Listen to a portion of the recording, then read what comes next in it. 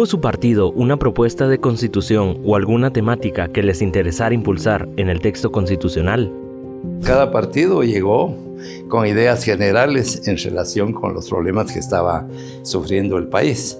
Y esa fue la forma como actuamos la mayoría de los diputados constituyentes. Yo era diputado constituyente en ese entonces y no había una directriz específica para votar en determinado sentido.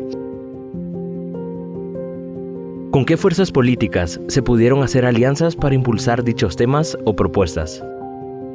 Nosotros no llevábamos planes específicos y esta fue la Asamblea Nacional Constituyente del 85, fue prácticamente una asamblea única que fue electa y convocada para trabajar con un fin específico, hacer una constitución, y no se llevaban criterios de forma directamente o de fondo para trabajar algo. Fue una constitución en la que se tomaron todos los criterios habidos y por haber, no solamente de los diputados, sino que se convocaron a muchos grupos políticos y de las fuerzas vivas de la nación, el CACIF, todos, para que se manifestaran y aportaran sus criterios. ¿Se vivió un clima de confrontación, de distensión o de armonía entre las diversas fuerzas políticas? Fíjese que el clima de enfrentamiento no hubo propiamente. Enfrentamiento de grupos, por ejemplo, que yo recuerde, no había ninguno.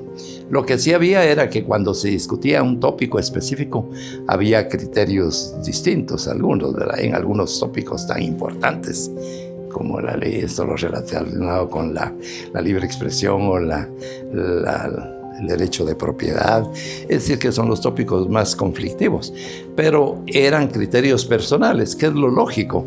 Si hay un congreso, hay un pleno, ahí se manifiestan oposiciones, pero criterios de grupo que yo recuerde propiamente, no. Según su criterio, ¿cuál fue el tema o temas que más se discutieron en la Asamblea Nacional Constituyente? El tema de más discusión que prevaleció fue el derecho de la propiedad, ¿verdad? Y porque en realidad es un derecho en el cual hay criterios distintos, pero en términos generales el derecho de propiedad, tal como dice en la Constitución, fue el que prevaleció, pero sí había otros criterios, ¿verdad? No se olvide que, por ejemplo, la democracia cristiana piensa en cierto sentido, ¿verdad? El derecho de propiedad con orientación social, otros más liberal, más abiertos, y así por grupos. Y recuerdo efectivamente que hubo una sesión que duró como 24 horas, sino más tiempo, ¿verdad? En la cual hubo confrontación, se discutió, pero finalmente se aprobó. ¿Considera que se escucharon y tomaron en cuenta las propuestas que hicieron los diversos sectores de la sociedad? Nadie se opuso abiertamente a algo, ¿verdad? No, fue una constitución verdaderamente general. Es decir, como nunca había habido anteriormente, según yo, porque no soy tan viejo como para saber las anteriores, ¿verdad?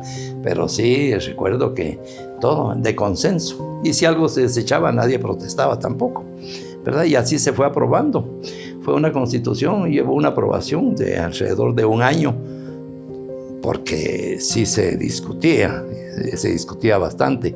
Muchos no propiamente discutían, sino que actuaban en una forma de exposición y de información, ¿verdad? Todo el que sabía algo ahí le tiraban, y por eso es que se alargaban también todas las reuniones que había para aprobar temas, lo que no sucedió en constituciones anteriores.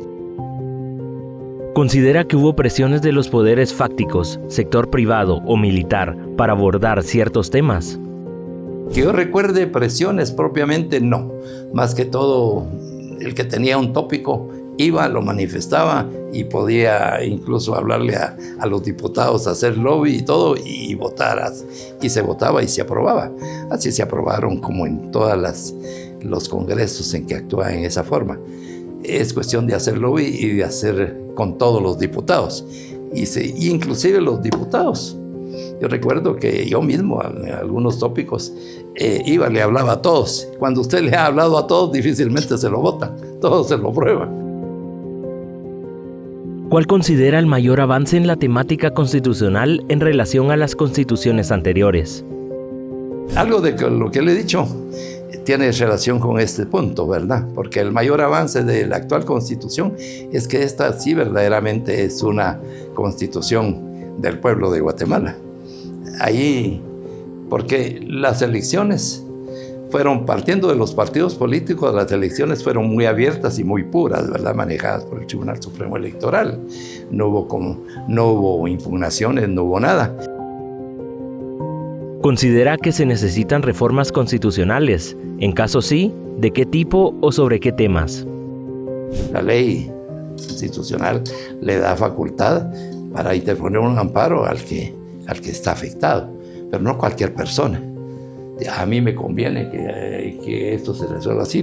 Y la CCE le ha dado legitimidad a eso y le dan viaje.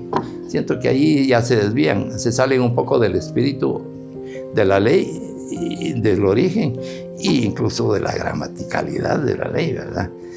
Eso en ese aspecto también es constitucional, pero es decir, mire, la Constitución es algo muy especial. Cuando usted siente que tiene un derecho constitucional, usted dice, se basa en disposiciones, pero usted puede ir muy lejos porque es político. La Constitución es eminentemente política.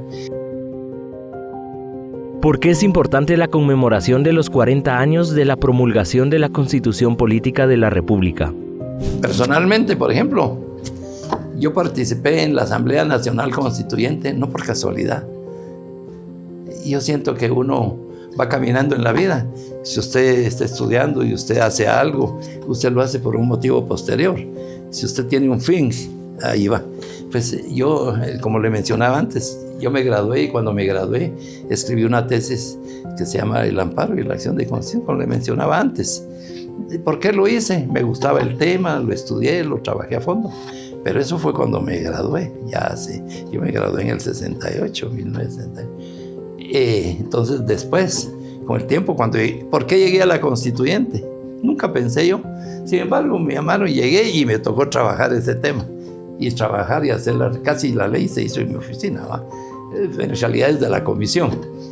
Es por algo, porque todo lo que usted hace siempre tiene una secuencia, una consecución así.